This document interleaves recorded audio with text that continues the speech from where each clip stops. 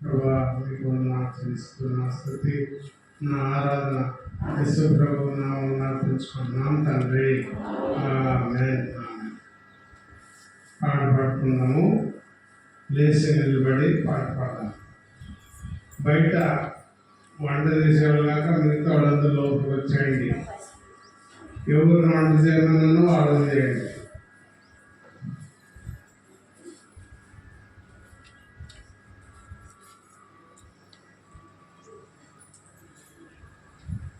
లేచి నిలబడి పాట పాడుతున్నాము. సంఖ్య 160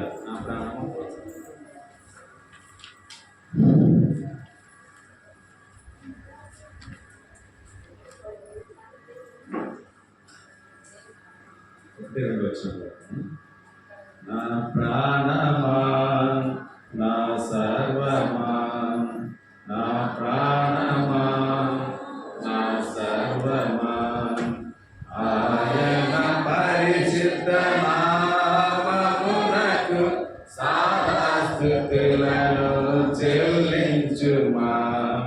మరువకు ఆయన మేలులను, మరువకు ఆయన మేలులను. క్షమించును నీ పాపములను, కూర్చును నీ రోగములను. క్షమించును నీ పాపములను, కూర్చును నీ రోగములను. కీడు నుండి నీ ప్రాణమును రక్షించి కరుణా కిరీటము దయచేయును. కీడు నుండి నీ ప్రాణమును రక్షించి కరుణా కిరీటము దయచేయును.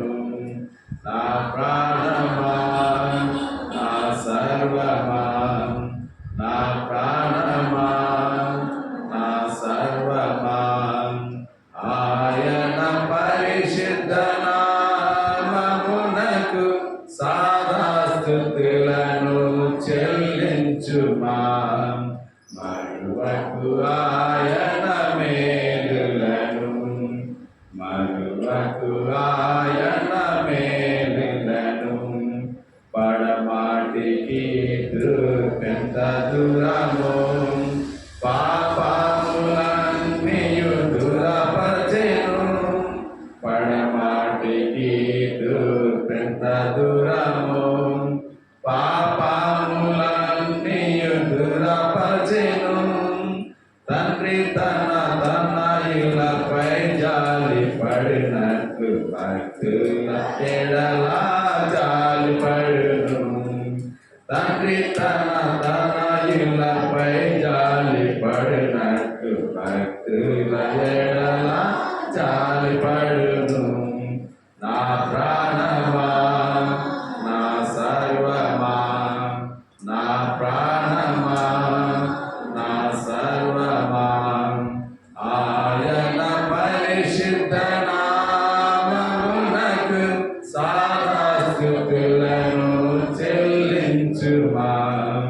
మరువకు ఆయన మేలులను, మరువకు ఆయన మేలులను.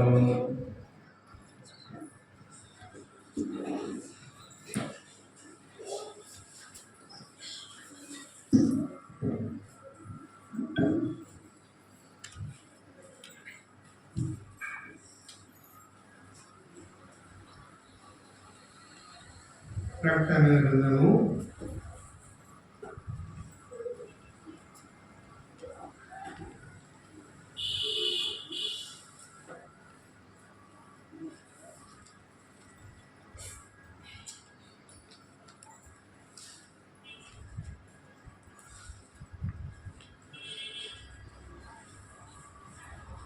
'ఈరోజు మన వాక్య భాగము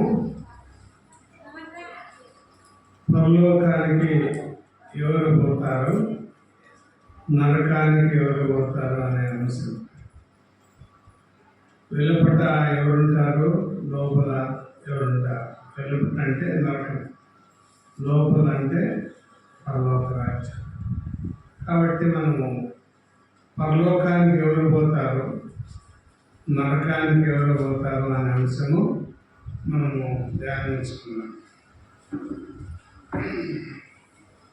ప్రకటన గ్రంథము 22వ అధ్యాయము 22వ అధ్యాయం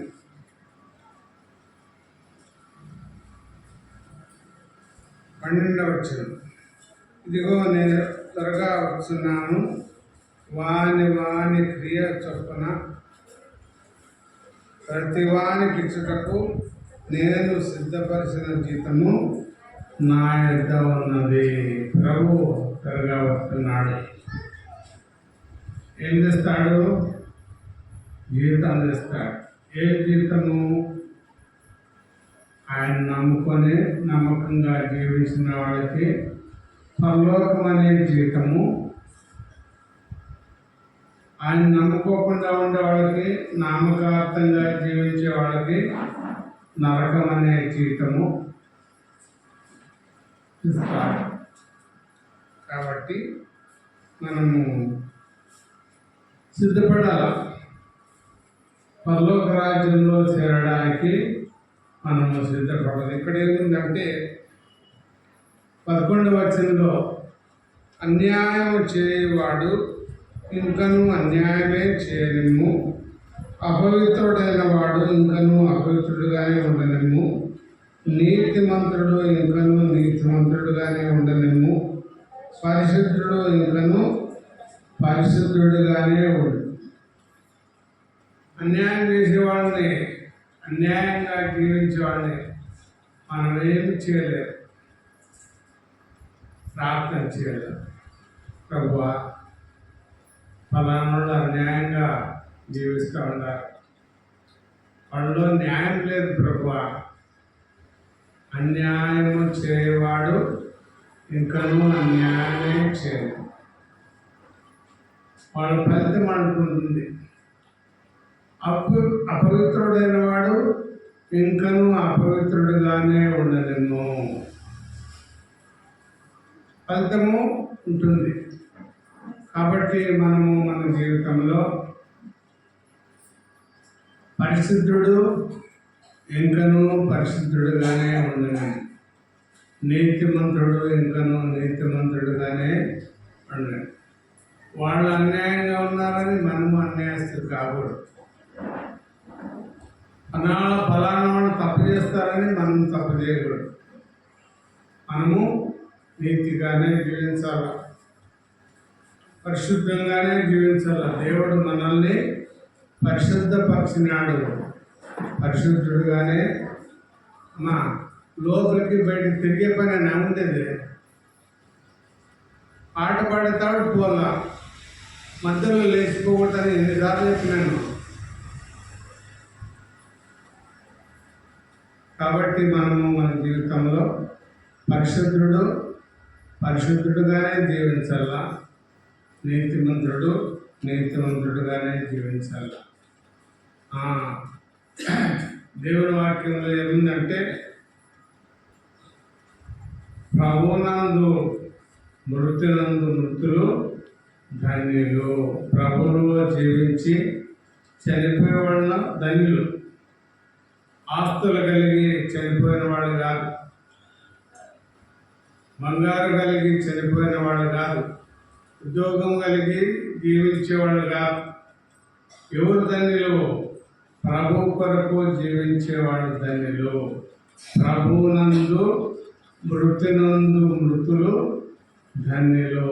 నిజమే, వారు తమ ప్రయాసములు మాని విశ్రాంతి నందురు. వారి క్రియలు వారి వెంట పోవు. మనం చనిపోయినప్పుడు మనంటే వస్తుంది, ఆస్తులు రావు, మన పిల్లలు రాదు, భార్య రాదు, భర్త రాదు, ఎవరు రాదు. ఏమంటే వస్తాయంటే మన క్రియలు మన వెంట వస్తాయి. మనం చేసిండే క్రియలే మన వెంట వస్తాయి. కాబట్టి మనము సత్క్రియలు చేయాల. సత్క్రియలు చేస్తే ఆ క్రియలే మన వెంట వస్తాయి. చూడండి, ఇక్కడ 14వ వచనంలో, జీవ వృక్షములకు హక్కు గలవారై గుమ్మముల గుండా పట్టణంలోనికి ప్రవేశించినట్లు తమ వస్త్రములను ఉదుకొని వారు ధన్యులు. కుక్కలను, మాంత్రికులను, వ్యభిచారులను, నరహంతకులను, విగ్రహారాధకులను, అబద్ధమును ప్రేమించి జరిగించు ప్రతివాడును వెలుపట నుందురు. వెలుపట అంటే నరకం. ఎవరుంటారంట? కుక్కలకు నరకం ఉందా? కాదు. కుక్కల్లాంటి బుద్ధి గల మనుషులు. కుక్క ఏం చేస్తుంది?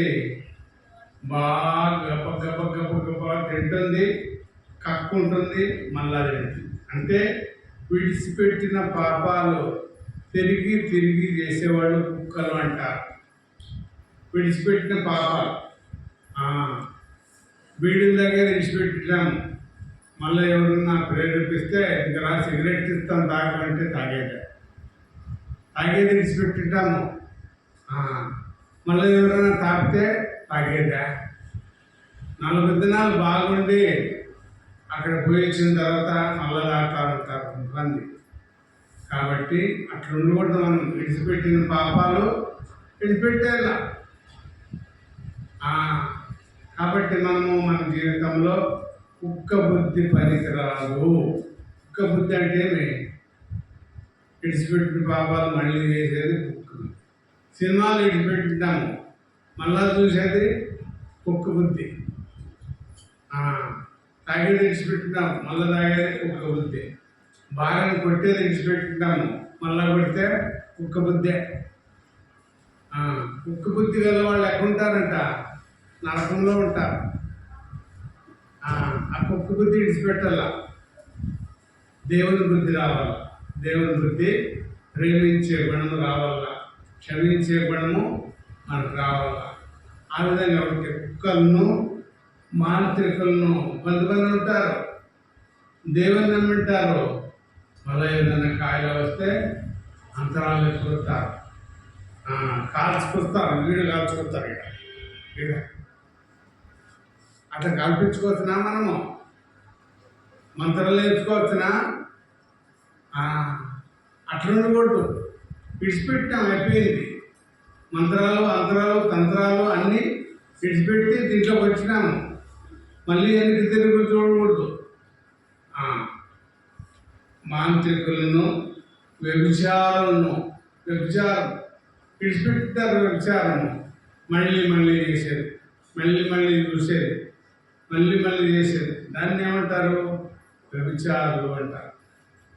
వ్యభిచారులు దేవునికి దూరస్తులు, నరకానికి పోతారు. కాబట్టి మనము విచారించ నరహంతకులు అంటే ఇతర నరహంతకులు, మనుషులు చంపేవాళ్ళు జతలో పోయినా కూడా నరహంతకులే. అటువంటి వారితో స్నేహం చేసేది కూడా నరహంతకులే. వాళ్ళతో పరిచయం పెంచుకునేది కూడా నరహంతకులే. అటువంటి బుద్ధి ఉండకూడదు. విగ్రహాలు చేయకూడదు. పీర్ల పండుగ వస్తే ఎంతమంది ఏం చెప్పండి, ఆ పీర్లు చూసే పోతూ ఉంటారు. ఏముంటుందా? ఏమీ లేదు. పీర్ల పండుగలో కూర్చేది ఆవిడ ఎట్లా కొడుస్తారు చెప్పండి? హుసేన్. ఆ కాలంలో హుసేన్ అని 2 అన్నదమ్ములు ఉంటారు. వాళ్ళు ఎవరంటే సైన్యాధిపతులు, రాజు కింద ఉంటారు. దేశంలో ఎక్కడైనా ఏదైనా గలాడ్ జరిగితే ఈ హుసేన్ అనేవాళ్ళని కొంతమంది సైనికుల్ని పంపించేవాళ్ళు. వీళ్ళు పోయి నిర్దాక్షిణ్యంగా మనుషులను చంపి ఆ గలాడ్ని అణిచేవాళ్ళు. అట్లా ఊర్లోన ఎంతోమందిని చంపినారంటే అందరికీ అసహ్యం పుట్టింది. ఆ ఊరోళ్ళు ఏమి మాట్లాడుతున్నారంటే, మన ఊరిలో గలాడ్ జరిగినట్లు పుట్టిద్దాం వదంతి. పుట్టించి అసేన వాళ్ళు ఊర్లోకి ఎంటర్ అయితేనే, ఊరి మధ్యలోకి ఎంటర్ అయితేనే ఒక్కసారి పోయి చంపి వాళ్ళ తల తెగనరికి వాళ్ళ కడుపులు చీల్చి పీకలు మెడకేసుకొని వాళ్ళ తలకాయలు అంతా ఒక గుడిలో పెట్టి అందరికీ బహిరంగంగా చూపించి వాళ్ళ శవాలన్నీ అగ్గిలో పడేసి అలా ఆడదాము అనే రకంలో మాట్లాడుకుంటారు. గలాడ చేసినట్లు వదంతి పుట్టించి వాడు వస్తారు. అసేన్ అనేవాడు వస్తూనే ఊరి మధ్యలోనికి వస్తూనే ఒక్కసారి సడన్గా ఊరందరూ పోయి వాళ్ళని చంపుతారు, సైనికులను చంపుతారు, వాళ్ళు తల తెగనరుకుతారు, వాళ్ళ కడుపులు చీలుస్తారు, వాళ్ళ శవాలు ఆ యొక్క గుండంలో పడేస్తారు, అగ్నిగుండంలో. తర్వాత వాళ్ళ తలలు ఒక గుడిలో పెడతారు. అదే పేరు పండుగ. వాళ్ళు వాళ్ళ రక్తాన్ని తాగుతారంట. అందుకే పానకాలు అంటే ఏమర్థమో వాళ్ళ రక్తం తాగేదే. లాడీలు వేసుకుంటారు చూడే, ఆ పేగులు మెడకేసుకున్నట్లు లెక్క. కాబట్టి 8 దినాలు 10 దినాలు అందరికీ చూపెట్టి తీసుకుపోయి వాళ్ళని పూజ చేస్తారు. కాబట్టి అదే పేరు పండుగ. దాన్ని మనము చేసుకుంటాం. వాళ్ళు మటన్ తెచ్చుకుంటే మనము మటన్ చేసుకున్నది, వాళ్ళు స్వీట్లు చేస్తే మనము స్వీట్లు చేసేది. కాబట్టి ఆ విధంగా ఉండకూడదు. అటువంటి పండుగల్లో మనం ఇంట్లో కాకూడదు, మనకు సంబంధమే లేదు అని చెప్పేలా. వాళ్ళు ఇంటి పక్కన లేదన్నా పండుగ రోజు భోజనం పెట్టిస్తే మనము తినకూడదు అని చెప్పాలా. మేము యేసుప్రభుని అనుకున్నాము, మేము విగ్రహాలు పెట్టిండే భోజనము మేము తినము అని చెప్పారు. కాబట్టి ఆ విధంగా మనము మేము గుగ్గుడులో ఉన్నప్పుడు నార్పల్ దగ్గర గుగ్గుడు ఉంది, ఆ ఊళ్ళో బ్యాంక్ ఉంది, నేను పనిచేస్తా ఆడు ఉన్నప్పుడు మా ఇంటి పక్కల ఒకరు బాగా వాళ్ళు పండుగలప్పుడు భోజనము ఏదన్నా స్వీట్లు తెచ్చిపెట్టేవారు. తెచ్చిపెట్టిన తర్వాత నేనేం చెప్తానంటే, మళ్ళా ఇంటికి తీసుకుపోయి అక్క మేము తినకూడదు, మీ పండుగల్లో మేము తినకూడదు, దయచేసి ఏమనుకోవద్దండి అని చెప్పి మనసంగా పెట్టేస్తే మళ్ళా ఎప్పుడూ ఇదే. ఆ విధంగా మనం కూడా చేయాలి. వాళ్ళు టెంకాయ ఇస్తే తినేది, చక్కెర ఇస్తే అక్కడ చక్కెర చదివించేది ఎక్కువ ఉండే, ప్రతి ఒక్కరూ చక్కెర ఇచ్చేది. కాబట్టి మనం సున్నితంగా చెప్పాలి, మేము దయచేసి తినకూడదు అనుకోవద్దండి. కాబట్టి ఆ విధంగా మనము ప్రత్యేకమైన జీవితము జీవించాలి. మనము విగ్రహారాధన చేయకూడదు, వెలుపట ముందురు. కాబట్టి మనము జాగ్రత్తగా ఉండాలి. మత్తయి సువార్త 22వ అధ్యాయం. మత్తయి సువార్త 22వ అధ్యాయం చూడండి.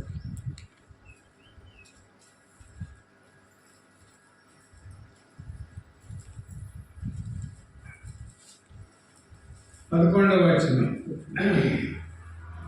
రాజు కూర్చున్న వారిని చూడ లోపలికి వచ్చి అక్కడ పెండ్లి వస్త్రమును ధరించుకొనని ఒకరిని చూచి, స్నేహితుడా, పెండ్లి వస్త్రం లేక ఇక్కడికి ఎలాగో వచ్చితివి అని అడగగా వాడు మౌనియే ఉండేది. అంతటా రాజు వీని కాళ్ళు చేతులు కట్టి వెలుపటి చీకట్లోనికి త్రోసివేడి అక్కడ ఏడుపును పండుగ ఒకటను ఉండనని చెప్పాను. ఆ దినాల్లో ఎవరు అన్నా పెళ్లి జరిగితే పిలిచిన వాళ్ళు మాత్రమే పోల పెళ్లికి, వేరే వాళ్ళు పోవాలి. పెళ్లి పత్రిక ఎవరిచ్చింటారో వాళ్ళే పోవాలి. తర్వాత ఆ పెళ్లికి వచ్చే వాళ్ళకి ఏమి ఇస్తారంటే పెండ్లి వస్త్రాలు ఇస్తారు. ఇప్పుడు కూడా మనోళ్ళు పెళ్లి అయితే ఎవరైనా జాకెట్లు పెట్టేది, లేకపోతే స్టీల్ సామాన్లు ఇచ్చేది అట్లా చేస్తారు. ఆ దినాల్లో పెండ్లి వస్త్రాలు ఇస్తారంట. పెండ్లి వస్త్రాలు అంటే వాళ్ళ సైజు తగ్గట్టుగా చీరలు కట్టేవాళ్ళు చీరలకి, పంజాబ్ డ్రెస్సులు కట్టేవాళ్ళు పంజాబ్, మొగోళ్ళు కట్టే మొగోళ్ళు డ్రెస్సులు ఆ విధంగా ఇచ్చేవాళ్ళు. ఆ విధంగా ఇచ్చినారంట. పౌడు పెండ్లి వస్త్రాలు లేకుండా వచ్చి పెండ్లిలో భోజనం చేస్తూ ఉంటే అప్పుడు రాజు తన కుమారుని పెళ్లికి అందరికీ వస్త్రాలు ఇచ్చినట్ట. అప్పుడు రాజు కూడా వచ్చినప్పుడు పెళ్లి వస్త్రాలు లేకుండా ఓడు భోజనం చేస్తా ఉన్నాడు. అప్పుడు రాజు ఏమంటాడు, కుమారుడా నీకు పెళ్లి వస్త్రాలు లేకుండా నువ్వు ఎట్లా వచ్చిన భోజనానికంటే వాడు మౌని అయి ఉన్నాడు. ఇక్కడ మనము రాజు ఎవరు? యేసు ప్రభువే. పెళ్లి వస్త్రాలు ధరించుకున్నాడు ఎవరు? విశ్వాసులు, దేవుని నమ్మినాడు. పెళ్లి వస్త్రాలు లేకుండా ఉండడం ఎవరు? అన్నీ. కాబట్టి మనము రక్షణ లేకుండా లోపలికి మనం ప్రవేశించకూడదు. అప్పుడు వీరిని చేతులు కాళ్ళు కట్టి బయటకు కోసేయండి అంటాడు. కాబట్టి మనము మన జీవితంలో ఈ లోకంలో జీవించిన కాలంలో మనం పరలోక రాజ్యం పోవాలంటే రక్షణ వస్త్రాలు ధరించుకోవాలి. మనం మారు మనసు పొందాలా, దేవుని కొరకు జీవించాలా, అనేక కష్టాలు పడాలా, నష్టాలు పడాలా, అన్నిట్లో కూడా తట్టుకోవాలా. అయ్యో నాకు కష్టం వచ్చింది, నేను ఎట్లా దేవుని కొరకు జీవించేది అని మనం అనుకోకూడదు. అన్నీ అనుభవించాలా. యేసుప్రభు చెప్పినాడు, లోకములో మీకు శ్రమ కలుగును, ఆయనను ధైర్యం తెచ్చుకొనండి, నేను లోకమును జయించి ఉన్నాను అంటాడు. లోకంలో మనకు శ్రమ, మన కష్టము, బాధ, రోగము, అనేక ఇబ్బందులు అయినా కూడా మనం తట్టుకొని నిలబడాలి. లోకములో మీకు శ్రమ కలుగును, ఆయనను ధైర్యం నేర్చుకోవాలి. ధైర్యంగా జీవించేది మనము నేర్చుకోవాలన్నమాట. కాబట్టి ఎవరు వెలుపుతుంటారో రక్షణ వస్త్రాలు లేనులు వెలుపుతూ ఉంటారు. తర్వాత ఎవరు వెలుపుతుంటారంటే వేషధారులు వెలుపుతుంటారు. వేషధారులు అంటే వేషధారులు అంటే ఇక్కడ మనం చూస్తే వేషధారులు అంటే మత్తయి సువార్త 23వ అధ్యాయం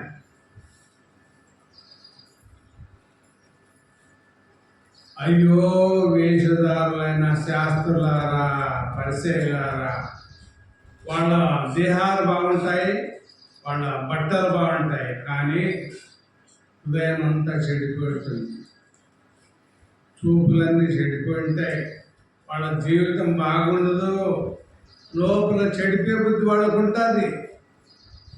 అట్లు పెట్టుకొని దేవుని మందిరానికి వస్తారు. వాళ్ళు వేషధారులు. అయ్యో వేషధారులైన శాస్త్రులారా, పరిసయ్యులారా, మీరు సున్నం కొట్టిన సమాధులు అంటారు. సమాధి ఎట్లుంటుంది? లోపలంతా పురుగు పట్టిపోయి ఉంటుంది, బయటకు మాత్రం బాగా సిమెంట్ వేసి ఉంటారు, పాలరాతి పొదిగించుంటారు, నన్నగా ఉంటుంది, లోపల మాత్రము అంత గలీజ్ ఉంటుంది. అట్లాంటి వాళ్ళు బయటికి మాత్రం బాగా కనిపిస్తారు, లోపలంతా చెడిపోయి ఉంటారు, లోపలంతా చెడిపోయి ఉంటారు అన్నమాట. కాబట్టి మన జీవితంలో ఒక ఊళ్ళో కొత్తగా ఉద్యోగం వచ్చిందంట, ట్రాన్స్ఫర్ అయిపోయినారు. ఆ ఊళ్ళో ఉన్నారు. ఒక ఆయన బాగా స్నేహం చేసినాడు. కొత్తగా ఆ ఊరికి పోయి స్థలం కొని ఇల్లు కట్టేదానికి ప్రయత్నం చేస్తూ ఉంటాడు. అప్పుడు కొంత డబ్బు తక్కువ వస్తుంది ఇల్లు కట్టించేటప్పుడు. ఆయన ఇంటి పక్కన ఉంటాడు కదా, ఆయన అడుగుతాడు, అయ్యా 1,00,000 రూపాయలు ఉంటుంది, మళ్ళా నేను 2 నెలల లోపల ఇస్తానంటాడు. అప్పుడు ఆయన రూపాయలు ఇస్తాడు. పత్రం కూడా రాసుకోలేదు, చేయి బదులు ఇస్తాడు. సరే 2 నెలలకి ఎట్లో కష్టపడి ఆయనకి ఇచ్చేస్తాడు రూపాయలు. దాని వడ్డీ కూడా ఇస్తారు. తర్వాత ఆయన ఏమంటాడు, నేను కూడా ఇల్లు కట్టిస్తున్నాను, నేను ఇప్పటికే 10 లక్షలు ఖర్చు పెట్టా, ఇంకా ఒక 5 లక్షలు అయితే నా ఇల్లు అయిపోతుంది, దయచేసి ఎంతైనా కష్టపడి నాకు ఒక 5 లక్షలు అడ్జస్ట్ చేయి అంటాడు ఆయన. ఈయన అట్లా బంగారం అది ఇది తాకట్టు పెట్టి అంత చేసి 5 లక్షలు ఇస్తాడు. పత్రం కూడా రాసిలేదు. అప్పుడు పత్రం రాసిలేదు కదా ఆయన కూడా రాసిలేదు. అప్పుడు 3 నెలలకు టైం పెట్టి ఇచ్చింటే 3 నెలలు అయిపోయా, 6 నెలలు అయిపోయా, సంవత్సరం ఇస్తాను లేదంటూ ఇస్తాను, ఇదిగో ఇస్తాను, అదిగో ఇస్తాను అంతే. ఆఖరి గట్టి కడితే ఏమన్నాడు, పత్రం చూపి ఇస్తానంటాడు. పత్రం చూపి నువ్వు నాకు డబ్బులు ఇచ్చినట్లు 5 లక్షలు ఇచ్చినట్లు గుర్తాడుంది, కోర్టుకు వేసుకపో, కోర్టులో కడతాను అంటాడు. ఏం చేస్తాడు, ఇంకా పత్రము లేదు, కోర్టు కేసేకి లేదు, గట్టి గడిగేకి లేదు, ఏమి లేదు, ఊరికే. అట్లా మోసగాళ్ళు చాలా మంది ఉంటారు. మోస బుద్ధి లోపల పెట్టుకొని రకరకాలుగా జీవించేవాడు ఉంటారు. కాబట్టి మనం వేషధారణ బుద్ధి పనికి రాదు, యథార్థంగా జీవించాలి. హృదయము యథార్థంగా ఉండాల. అటువంటి వాళ్ళు పరలోక రాజ్యం చేరుతారు. వేషధారణ బుద్ధి కలిగిన వాళ్ళు పరలోక రాజ్యము చేరరు. తర్వాత మత్తయి సువార్త 25వ అధ్యాయం. ఇక్కడ ఈ అధ్యాయంలో బుద్ధి లేని కన్యకలు, బుద్ధి గల కన్యకలు ఉన్నారు. ఇద్దరు కూడా పెళ్లి కుమారుని ఎదుర్కోవడానికి పోయినారు. దివిటీలు పట్టుకొని పోయినారు. 5 మంది నూనె తీసుకొని పోయినారు. 5 మంది నూనె తీసుకొని పోలేరు. పెళ్లి కుమారుడు వచ్చినాడు మధ్యరాత్రిలో. నూనె కలిగిన వాడు నూనె పోసి వెంటనే అంటించి పెండిశాలలో ప్రవేశించినారు. నూనెలు అక్కడ ఇక్కడ ట్రై చేసి ఎప్పుడో దేవుటీలు వెలిగించి పోయినారు. ఆయా తలకే అంతటా తలుపు వేయబడెను అని రాయబడి తలుపు వేసినాడు. పెళ్లి కుమారుడు వచ్చినాడు. నూనె వెలిగిన వాళ్ళు డ్యూటీలు వెలిగించి పెండ్లిశాలలో ప్రవేశించినారు. 7 నూనెలు బయట ఉండాలి. అంటే అర్థమేమి, నిర్లక్ష్యము కలిగి జీవించకూడదు. చూసుకుందాంలే, వచ్చినప్పుడు ఎవరిని అడిగించుకుందాంలే అనే రకంలో నిర్లక్ష్యంతో జీవిస్తారు. చాలామంది ఈ దినాల్లో మందిరానికి వస్తే వస్తారు, పోతే పోతారు. ఏముంది వాళ్ళు నిర్లక్ష్యం ఉంది.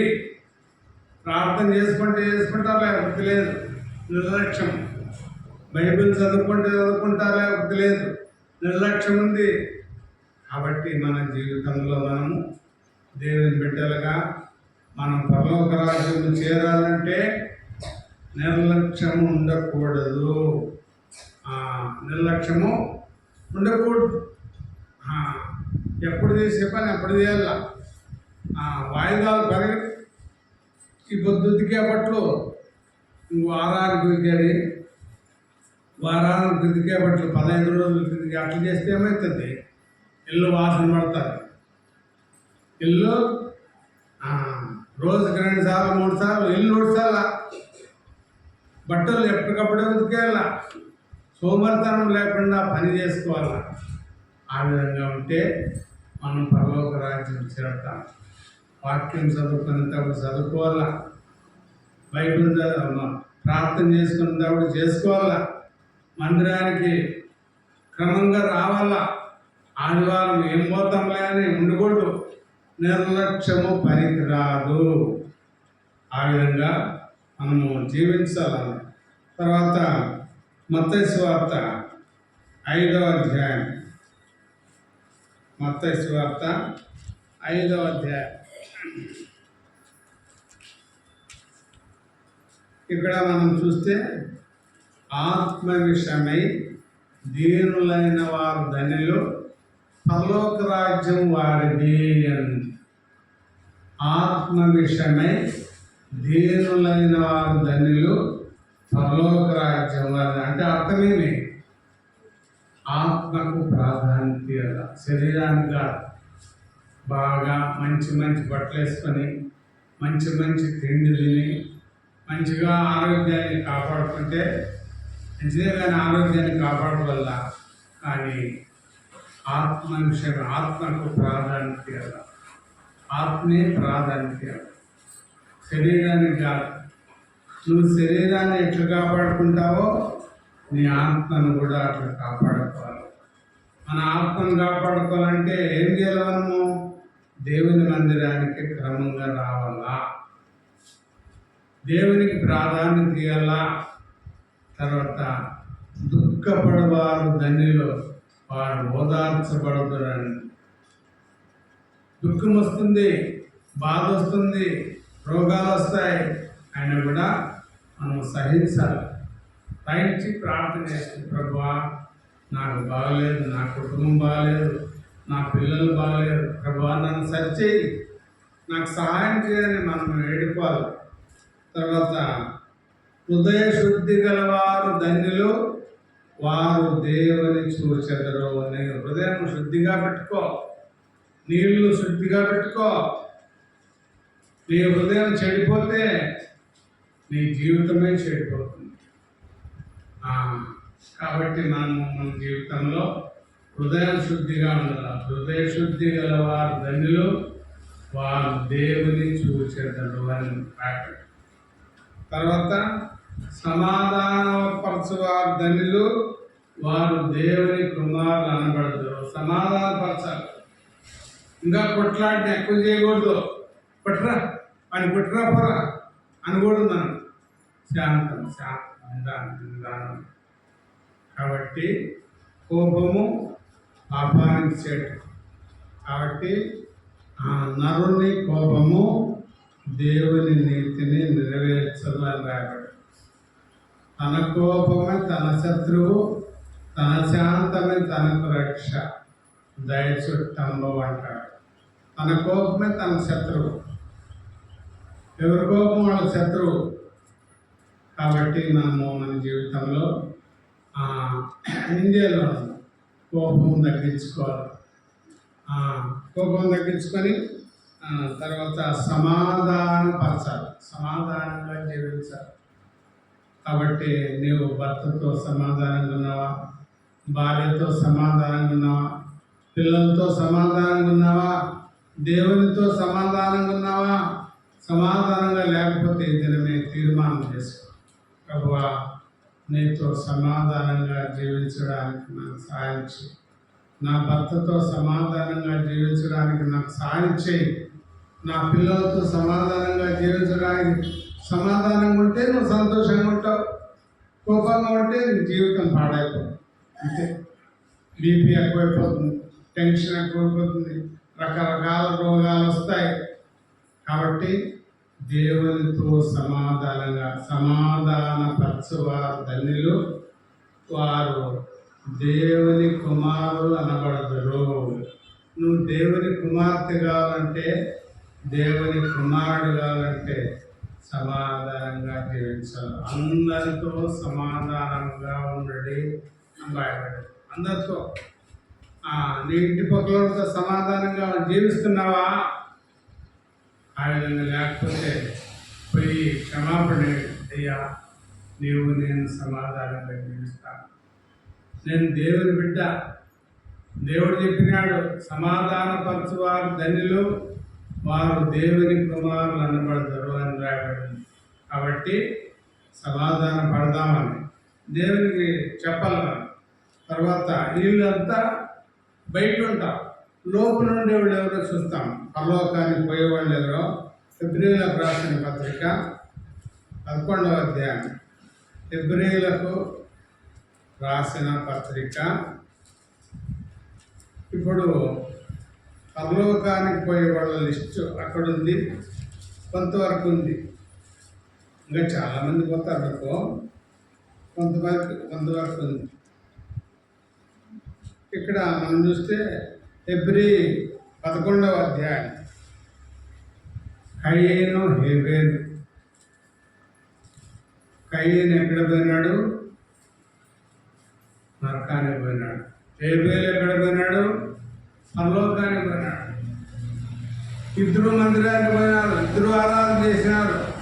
కానీ హేబేలు ఆరాధన దేవుడు అంగీకరించినాడు, కయీను ఆరాధన అంగీకరించలేదు. ఎందుకు? కయీను హృదయం బాగలేదు, సాతానుతో సంబంధం పెట్టుకున్నాడు, ఆయన క్రియలు బాగలేవు. వేషధారణ హృదయంతో మందిరానికి వచ్చినాడు, దేవుణ్ణి ఆరాధన చేసినాడు. దేవుడు నీ ఆరాధన అంగీకరించలేదు. కాబట్టి మనము మన జీవితంలో పరిశుద్ధమైన హృదయంతో బలలో పాల్పొందాల, పరిశుద్ధమైన చూపుతో బలలో పాల్పొందాల. వేషధారణ పెట్టుకొని హృదయంలో పాపం పెట్టుకొని హృదయంలో కోపం పెట్టుకొని బలలో పాలు పొందకూడదు. రెండవదిగా హనోకు ఉన్నాడు. హనోకు ఎన్ని సంవత్సరాలు బతికినాడు చెప్పండి? ఎన్ని సంవత్సరాలుగా తెలియదా? 365 సంవత్సరాలు బతికినాడు. 365. మనము 300 తీసేసి 65 ఏళ్ళు కూడా బతాం లేదు, మనకి నమ్మకం లేదు. 365 ఏళ్ళు బతికినా ఎట్లా బతికినా అంట?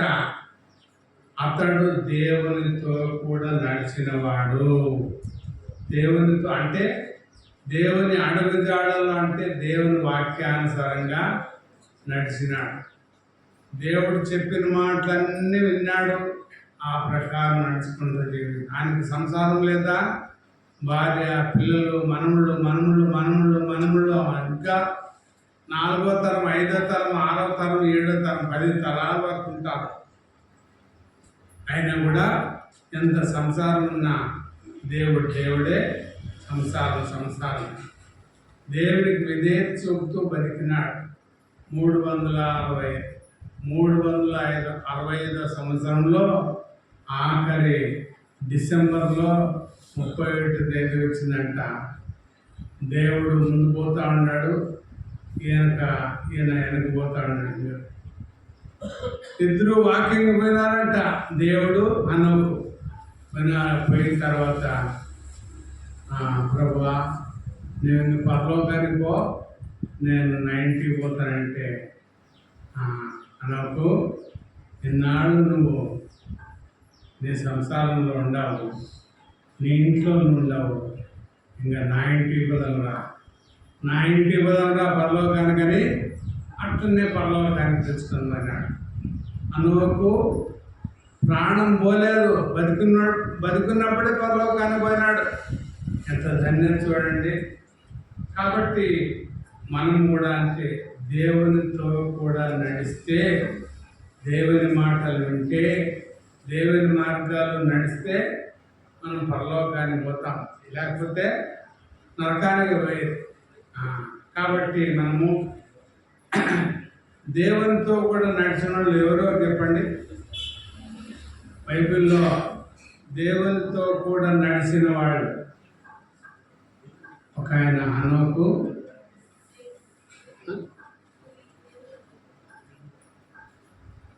ఇంకొక నోవహు దేవునితో కూడా నడిచినవాడు అని బైబిల్ ఆదికాండము 6వ అధ్యాయం.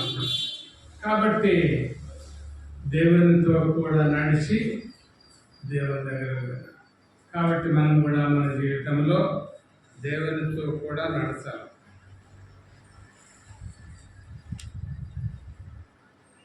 తర్వాత ఎవరు మనకు కనిపించేది? పరలోకానికి ఎవరు పోయినారు అంటే నోవహు పోయినాడు.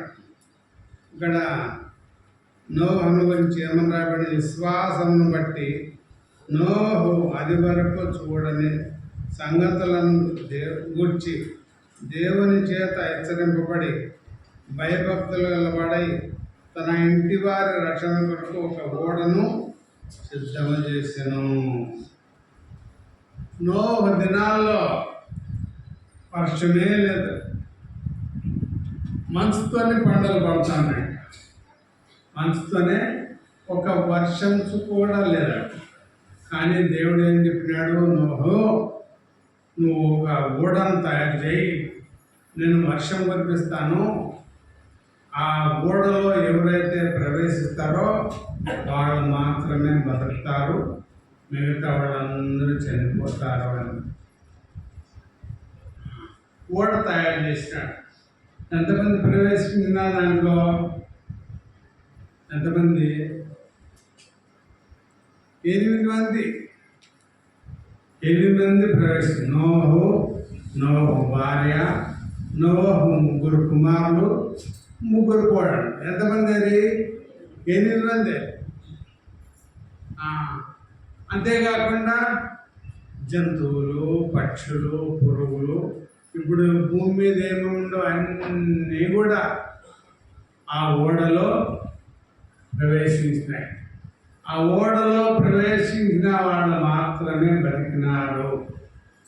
నోవహును నీళ్ళ మీద తెచ్చిన నావలో, ప్రేమ నావలో, నోవహును నీళ్ళ మీద తెచ్చిన నావలో, ప్రేమ నావలో, పరలోక రేవు పోదమురారా, పరుగునరారా, పరలోక రేవు పోదమురారా, పరుగునరారా. ఆశ నిరాశలేని ఆ మంచి నావలో, ప్రేమ నావలో, ఆశ నిరాశలేని ఆ మంచి నావలో, ప్రేమ నావలో, పరలోక రేవు పోదమురారా. అప్పుడు ఆ దినాల్లో నోవహు ఓడలో ఎవరైతే ప్రవేశించినారో, ఏ జంతువు అయితే ప్రవేశించిందో, ఏ పక్షి అయితే ప్రవేశించిందో వాళ్ళు మాత్రము బ్రతికినారు. ఈ దినాల్లో ఓడ ఎక్కడుంది? ఈ దినాల్లో ఓడ ఎక్కడుంది చెప్పండి? ఆ దినాల్లో ఓడ నోవహు చెక్కతో చేసినాడు. ఈ దినాల్లో ఓడ ఎక్కడుందంటే యేసు ప్రభువే మన ఓడ.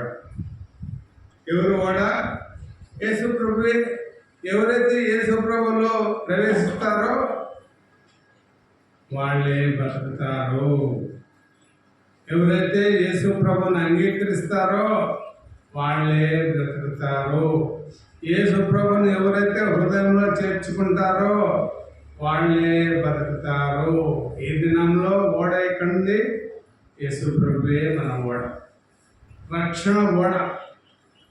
నువ్వు రక్షింపబడాలంటే యేసు ప్రభువుని అంగీకరించాలి.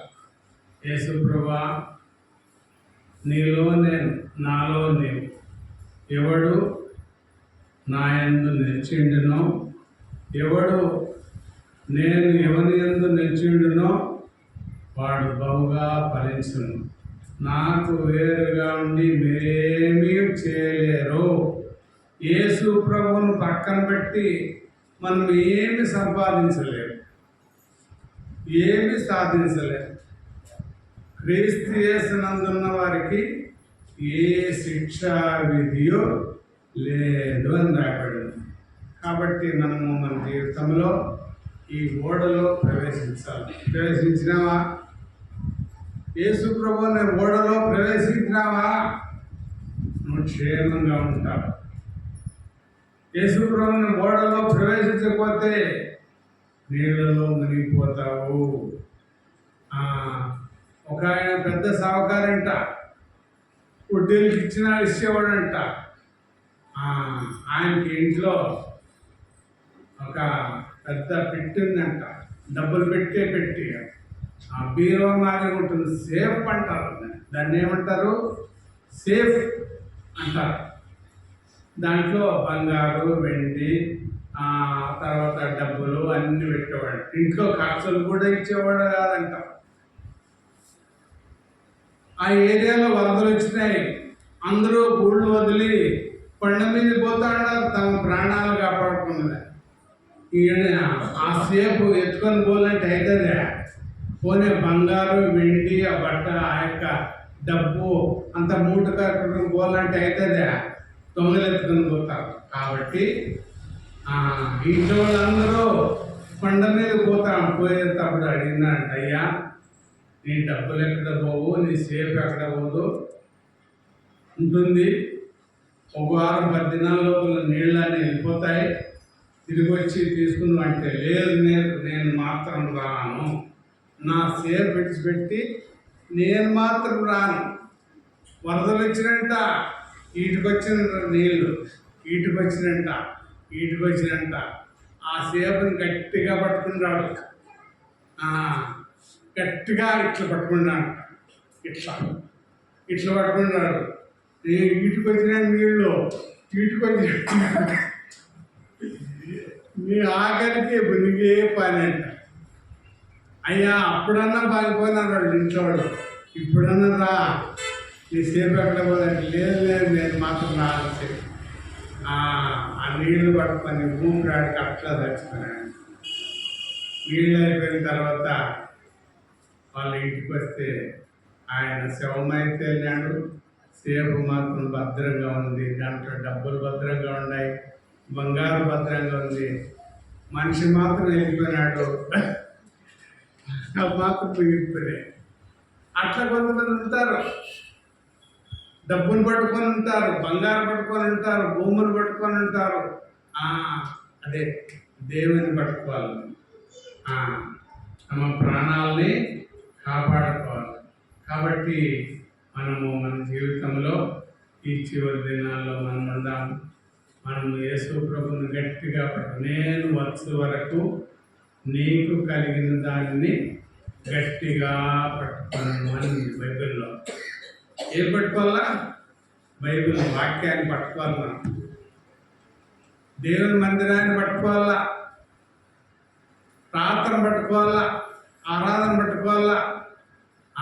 దేవుని కాళ్ళు గట్టిగా యాకోబు పట్టుకున్నట్లు దేవుని కాళ్ళు గట్టిగా పట్టుకోవాలా. యాకోబుని మార్చినాడు, మోసగాడే యాకోబు. తన అన్నను మోసం చేసినాడు, తన తండ్రిని మోసం చేసినాడు, తన మామను మోసం చేసినాడు, అందరిని మోసం. ఇద్దరు భార్యల కోసము 14 ఏండ్లు ఊర్లు కాసినాడు. ఎవరు? యాకోబు. ఆ భార్య కోసం 7 ఏండ్లు, రాహేలు, లేయా, వాళ్ళిద్దరి కోసము 14 ఏండ్లు ఊర్లు కాసినాడు. తర్వాత 7 ఏండ్లు సపరేట్గా కాసినాడు, 20 ఏండ్లు గొర్రెలు కాసినాడు. అంత కష్టపడి సంపాదిస్తే ఆఖరికి దేవుని కాళ్ళు పట్టుకున్నాడు. ప్రభువా, నా భార్యల ద్వారా వచ్చే ఆశీర్వాదం నాకు వద్దు, నా దాసుల ద్వారా వచ్చే ఆశీర్వాదం నాకు వద్దు, నా కుమారుల ద్వారా కుమార్తెల ద్వారా వచ్చిన ఆశీర్వాదం నాకు వద్దు, నాకు నీ ఆశీర్వాదం కావాలి. మనం కూడా అంతే. ఈ దినాల్లో దేవుని కాళ్ళు గట్టిగా పట్టుకోవాలి, గట్టిగా కూర్చోవాలా, దేవుని దగ్గర గట్టిగా కూర్చొని గట్టిగా ప్రార్థన చేసుకోవాలి. ఒక గంట వరకు నన్ను లేకపోతానని చెప్పాలా ఆమెకు. నేను ప్రార్థన చేసుకుంటాను, ఒక గంట వరకు లేపొద్దు, లేకపోతే 2 గంటల వరకు లేపొద్దు, లేకపోతే ఈ దినమంతా లేపొద్దు, నేను ప్రార్థనలో గడుపుతాను అనే నిర్ణయానికి రావాలి. మనం ప్రార్థనలో గడపాలా, ప్రార్థన ఆ విధంగా దేవుని ఆశీర్వాదం. దేవునికి ప్రార్థన చేస్తే దేవుడు తప్పకుండా మన ప్రార్థన. యాకోబు హృదయాన్ని మార్చినాడు, పేరును మార్చినాడు. యాకోబు అనే పేరు ఇశ్రాయేలుగా మార్చినాడు దేవుడు. కాబట్టి మనము ఈ దినాల్లో దేవుని కొరకు జీవిస్తే పరలోకానికి పోతాము, లేకపోతే నిర్లక్ష్యం చేస్తే నరకానికి పోతాం. జాగ్రత్తగా ఉండి మనము దేవుని కొరకు బాగా ప్రార్థన చేస్తాము. మనం బలహీనులా, భయపడద్దు. నువ్వు భయపడద్దు. నువ్వు బీదవాడా, భయపడద్దు. దేవుడు ధనవంతుడు, నిన్నేం ఉపవాసం పెట్టాడు. నువ్వు అప్పుల్లో ఉన్నావా, భయపడద్దు. అప్పుల్లో ఉంటే భయపడద్దు. ఒక ఆయన శనిక్కాయ వ్యాపారం చేసి నష్టపోయి ఆత్మహత్య చేసుకుందామని అనుకుంటాడంట ఒక ఆయన. ఇంకా అయిపోయా, ఈ అప్పులో బాగా తట్టుకోలేను నేను, నా కుటుంబము, నేను అందరూ కూడా మందు తాగి చచ్చిపోతాను. ఏ మందు? పిచికారి మందు. అది చెట్లు కొట్టారే ఆ మందు. ఆ మందు తాగి చచ్చిపోతాం అనుకున్నాడు. సోమవారం చచ్చిపోతాం అనుకున్నాడు. ఒక ఆయన ఎవరు సలహా చెప్పినాడు, రే ఎట్లా చచ్చిపోతా నువ్వు, ఆ చర్చికి పోయి ఆదివారం సోమవారం చచ్చిపోయినట్టు. చర్చికి పోయినట్ట. చర్చికి పోతే ఆయన పాస్టర్ వాక్యమే చెప్పా, ఉప్పు గురించి చెప్పినాడంట. వాక్యం, ఉప్పు రుచికరంగా ఉంటే అట్లా మన జీవితం రుచికరంగా ఉంటుంది. దేవుడు మనకు సహాయం చేస్తాడు. ఉప్పు వల్లే ఉండాలా అని, అది ఇది అంతా అబద్ధంతా వాక్యం ఉప్పే. అంతా అయిపోయినంట వాక్యం అంతా, అందరూ వెళ్ళిపోయారంట. అప్పుడు పాస్టర్ దగ్గరకు వచ్చి, సారు నేను సోమవారం ఆత్మహత్య చేసుకోవాలనుకున్నాను, కాబట్టి నేను ఏం చేయాలంటే, ఈరోజు ఏం వాక్యం విన్నావు అని. ఉప్పు గురించి చెప్పినా సార్. కాబట్టి నువ్వు బతకాలంటే నువ్వు ఉప్పు వ్యాపారం చేయాలంట. ఉప్పు వ్యాపారం, ఉప్పులు ఎంత వస్తుంది? ఆయనకుంటే లక్షల అప్పులు ఉన్నాయి. ఉప్పులో లక్షలు వస్తుంది ఏమన్నా. అప్పుడు ఏమన్నానంటే ఆ పాస్టర్, నా దగ్గర 200 రూపాయలు ఉన్నాయి, 200 ఇస్తాను, ఆ 200తో ఉప్పు వ్యాపారం చేయి, నువ్వు నీ అప్పులన్నీ తీరిపోతాయి, నువ్వు గొప్ప ధనవంతుడైతే మళ్ళీ ఇల్లు కట్టిస్తా, అంత సంపాదిస్తాను. అప్పుడు ఆ 200 తీసుకుపోయి ఉప్పు కొన్నంట. ఆ ఉప్పు అమ్మితే ఎంత వచ్చింది? 400 వచ్చింది. ఆ 400 ఉప్పు అమ్మితే 800 వచ్చింది. 800 ఉప్పు అమ్మితే 1600 వచ్చింది. 1600 ఉప్పు అమ్మితే 3200. ఆ విధంగా డబుల్ అయిపోయినాయి. ఒక సంవత్సరం లోపల ఆ ఉప్పేసుకుపోయి లారీనే కొన్నాడు. అంత సాగుగా లేకున్నాడు. ఒక సంవత్సరంలో 2 ఏళ్ళ లోపల అప్పులన్నీ తీరిపోయినాయి. పెద్ద ఇల్లు కొన్నాడు, బిడ్డలు పెళ్లి చేసినాడు, కొడుకులు పెళ్లి చేసినాడు, పెద్ద సాగుగా అయిపోయినాడు. కాబట్టి మనము అధైర్యపడకూడదు. నష్టం వచ్చిందిరా అని ఆత్మహత్య చేసుకోకూడదు. దేవుణ్ణి అడగాల, ప్రభువా నష్టం వచ్చింది, నేనేం చేయాల, నువ్వు నాకు సాయం చేయి అని అంటే దేవుడు ఆలోచన ఇస్తాడు. ఆలోచన ఇచ్చి నీకు నష్టం రాకుండా నీ ప్రాణాన్ని కాపాడుతాడు. ఆ విధంగా భార్య బిడ్డలు అందరూ కూడా సంతోషంగా ఉండాలి. అప్పులన్నీ తీరిపోయినట్ట, ఇల్లు కొన్నంట, బిడ్డలు పెళ్లి చేసినట్ట. చూడండి ఎంత ఉప్పులో కూడా అంత ప్రాధాన్యం. కాబట్టి మనము మన జీవితంలో ధైర్యంగా జీవించేది నేర్చుకోవాలి. ధైర్యవంతులు పరలోకానికి పెరిగివాళ్ళు కాదు. కష్టాలు వచ్చినా అని పారిపోకూడదు. మనము ధైర్యంగా ఉండాలా. కానీలే దేవుడు నాకు సాయం చేస్తాడు అనే ధైర్యం ఉండాల. ఆ ధైర్యంతో ముందుకు సాగితే నీ భార్య కష్టం వచ్చినా, నీ కష్టం వచ్చినా, నీ పిల్లలకు కష్టం వచ్చినా, ఎవరికో కష్టం వచ్చినా కూడా దేవునికి ప్రార్థన చేయాలి. ప్రార్థనలో అసాధ్యమైనది ఏమీ లేదు. అందరూ ఇంటందరూ బాప్తిసం తీసుకుంటారు, ఇంటందరూ మందిరానికి వస్తారంటే ఎంతో సంతోషంగా ఉన్నాం. కాబట్టి మనము మన జీవితంలో దేవుని మీద ఆధారపడితే దేవుడు తప్పకుండా మనకు సహాయం చేస్తాడు. మనుషులు నమ్మితే చెడిపోయినాడు ఉండాలి, కానీ దేవుని నమ్మితే చెడిపోయినట్టు ఎవరు లేరు. దేవుడు తప్పకుండా మనకు సహాయం చేస్తాడు. దేవుడి వాక్యం గురించి ప్రార్థన చేసుకుందాం.